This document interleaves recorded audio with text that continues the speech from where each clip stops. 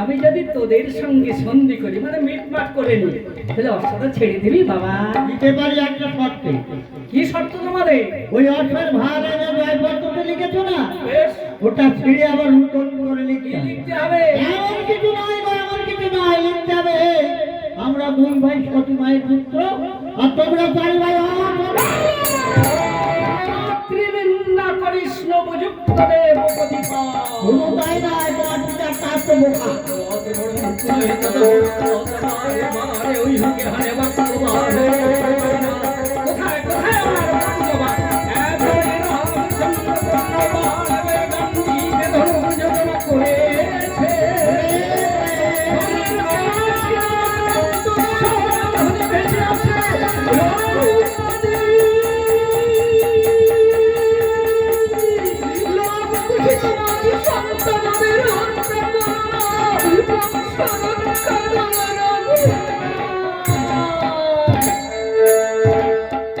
মুখ সীতার কণ্ঠস্বর ধ্বনি ভেসে আসে। সব খুশি রাখি আমার সন্তান, আমাকে বংশ রক্ষা করিতে হবে। যদি লাভ খুশি আমার সন্তান এদের সঙ্গে আমি যুদ্ধ করব। এত বলি রামচন্দ্র গান্ডীব ধনুক বাদ ফেলে দিলেন। খুশি ও করে হাসছে। দাদা রামচন্দ্র ভয় পেয়ে গান্ডীব ধনুক বাদ ফেলে দিয়েছে। বালক ভয় পেয়ে আমি ফেরি নাই, দেবি নাই। বালক দেখলে আমার দয়া হয়, মায়া হয়, মায়া হয়। তোদের সঙ্গে কি যুদ্ধ করবো রে বালো, তোদের হাত যদি আমার প্রাণ চলে যায়, আমার জীবন ধন্য হয়ে যায়, হয়ে যায়। বললে ছলনা করো না রাম, আমরা বুঝতে পেরেছি, কোনো কথা শুনবো না, আমি তোমাকে জানি। এত বলিল আমার চন্দ্রকলাবান তুলে ধরে বাল দেখি রামচন্দ্র কর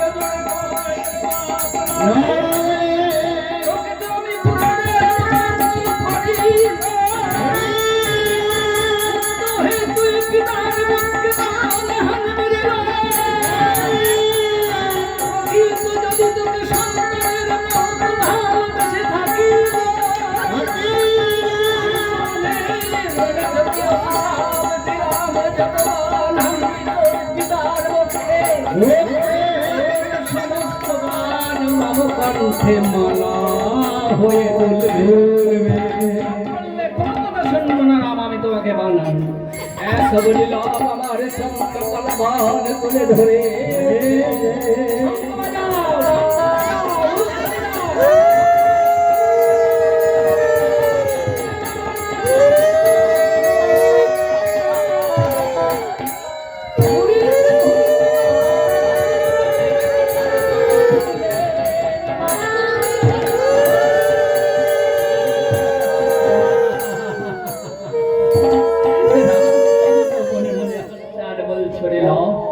যত বান হানবি তোর পিতার মুখে, সমস্ত বান কণ্ঠে মালা হয়ে বলবে।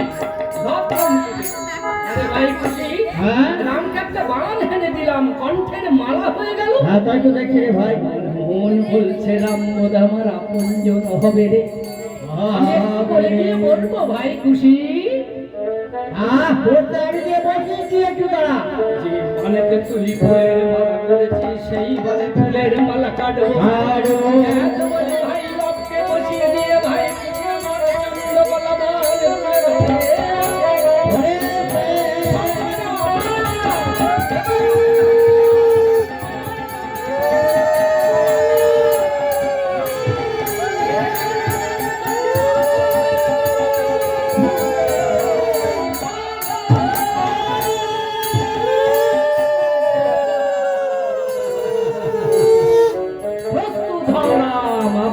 সেবানন্দ শঙ্করা উরুধ্বনি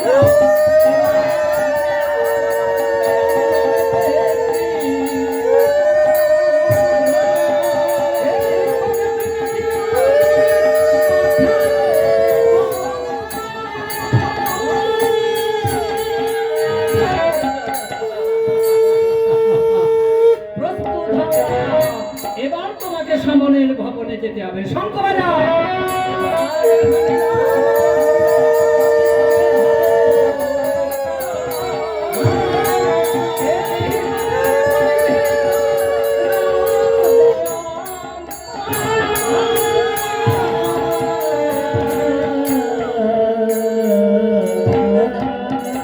ধীরে ধীরে রামের সোনার বরণ খানি ধুলায় গড়া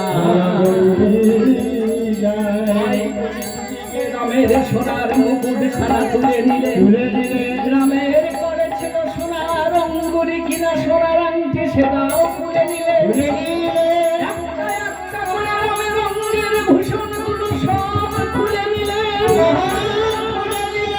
লাভ নয়ন জলে ভাসছে আর বলছে ভাই খুশি রে এসব নিয়ে কি করবি ভাই কি করবো জানিস দাদা এবার অযোধ্যায় গিয়ে তোকে আমি রাজা করব রাজা করব রাজ মুকুট তোমার শিরেতে পরাবো আমি হব তোমার রাজমন্ত্রী মন্ত্রী আমার কালিনী মাতাকে করবো আমি রাজমাতা রাজমাতা তবেই তুই আমার পুরাবে আশা দাদা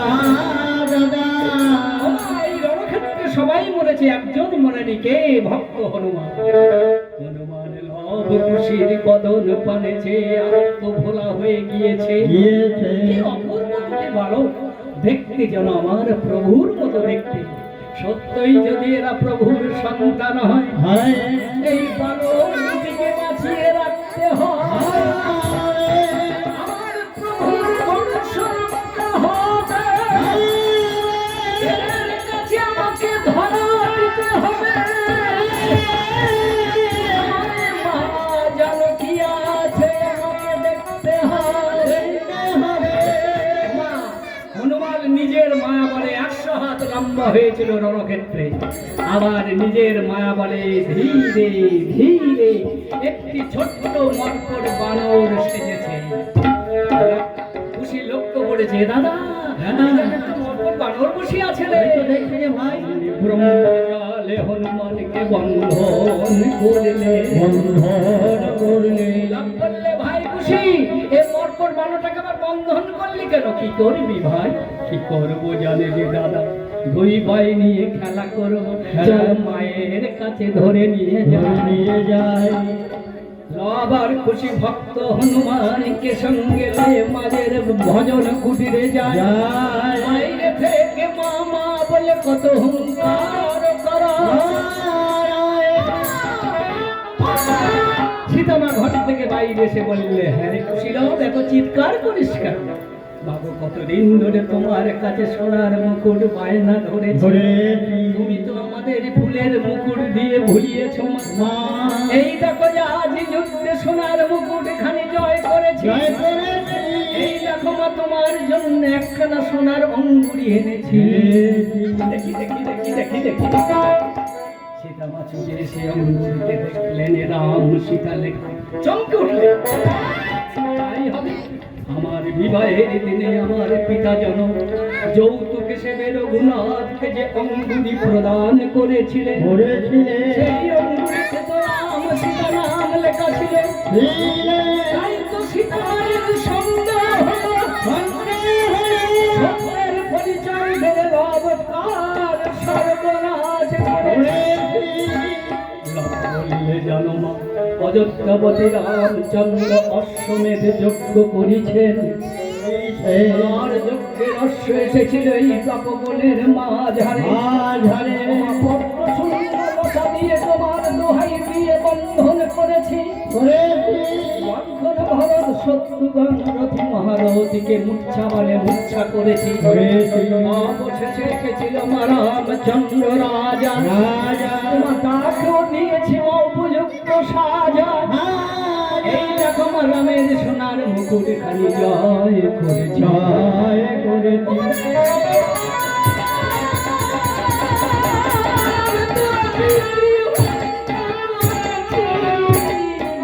তোরা আমার সীতা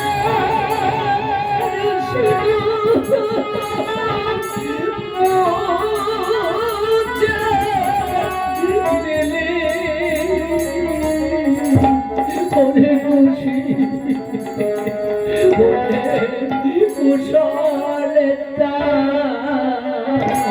আমার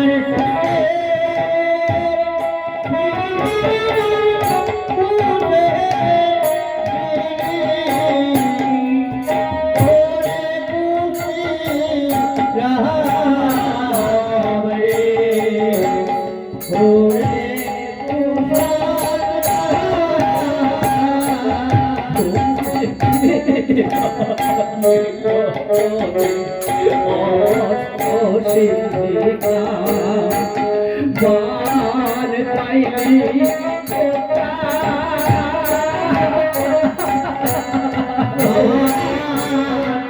কে বাড়িলো অসুখা মান পাইলি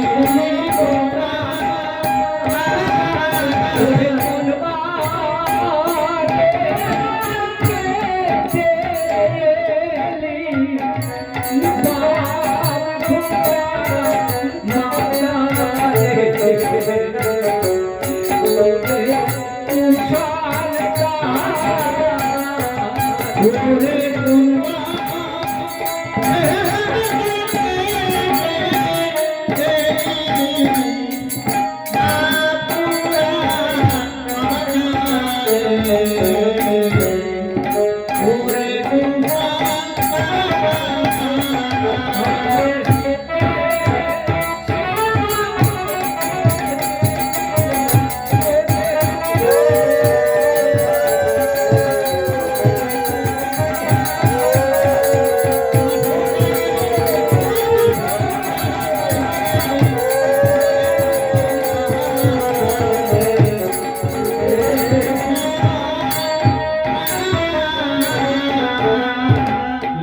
ছুটে গিয়ে সীতা মায়ের কর ধরে বললে, কি বললে মা? আমরা পিতৃ হত্যা করেছি? হ্যাঁ বাবা, অযোধ্যাপতি রামচন্দ্র আমাদের পিতা। হ্যাঁ বাবা। বাবু, কতদিন ধরে তোমার কাছে পিতৃ পরিচয় জিজ্ঞাসা করেছি। তুমি তো বিমান মঞ্চে বসে বলেছিলে তুমি নাকি রাজার মেয়ে, রাজার ঝিয়া। তোমার পিতার নাকি কত ধন সম্পত্তি আছে। আর মোদের ভিখিরি পিতা নাকি যোগীর বেশে বনে বনে ঘোরে ঘোরে। আমাদের পিতৃ পরিচয় জানলে নাকি সন্তানের মান সম্মান থাকবে।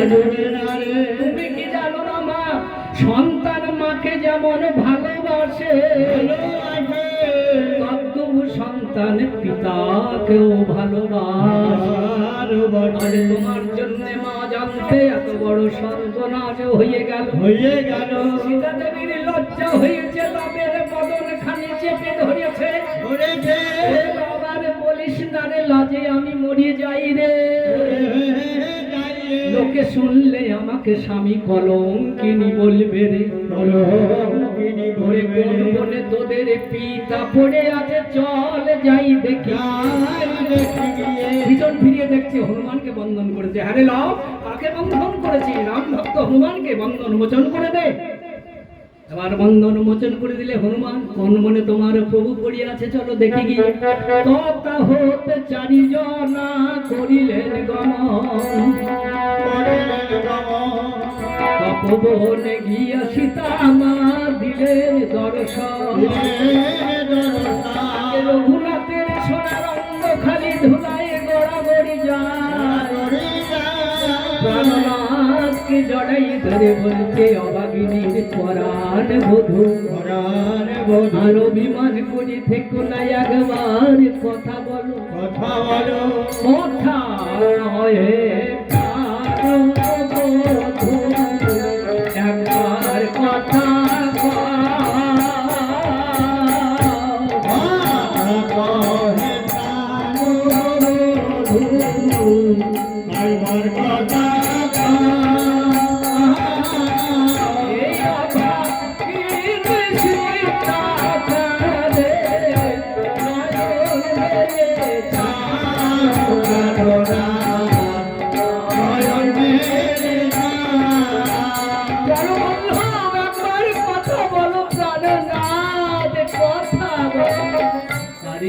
যাও তুমি এই অযোধ্যা নগরী আর দিয়ে যাও তোমার জনক ধিয়ার।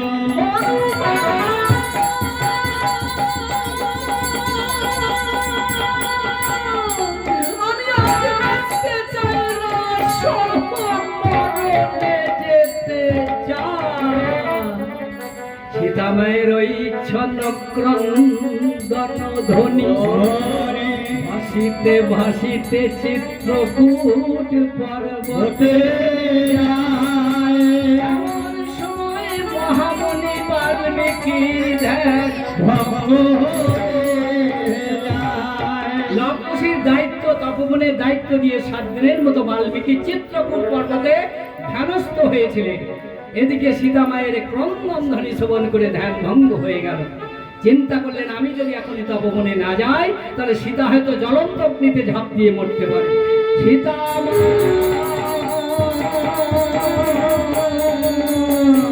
ক্ষণকাল তিষ্ঠ মাতা মরিস না, এতদিনে আমার রামায়ণ সত্য হলো না, মরিস না।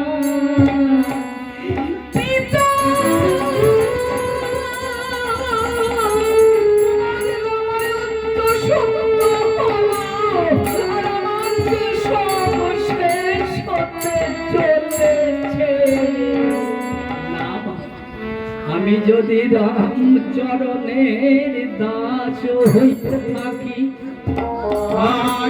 আমি যদি রামচরণে ভক্তি অর্ঘ দিয়ে থাকি, যে নামেতে অচৈতন্য জীবের চৈতন্য হয়, সেই নামেতে আজ আমি চৈতন্যকে জাগাইব মা। তুই লবকুশীকে নিয়ে ভজন কুটিরে যা, আমার কাছে সেই সত্য যুগ থেকে আমার কমণ্ডলীর ভিতরে মৃত সঞ্জীবনী জল আছে, আমি সেই জল ছিটিয়ে সবাইকে বাঁচিয়ে দেবো। আমি আপনাদের কাছে যাব, কিন্তু সেই জল ছিটাবো মৃত সঞ্জীবনী জল। যে যা কঠিন ব্যাধিতে আপনারা আক্রমণ হয়েছেন, এই জল যদি একবার মাথায় আপনাদের পড়ে যায়, একবার যদি পেটের ভিতরে জল ঢুকিয়ে দিতে পারেন, কঠিন ব্যাধি হতে মুক্ত হয়ে যাবেন। সবাই কিন্তু পা ডেকে বলবেন, আমি যাচ্ছি কিন্তু। কমণ্ডলে ভিতরে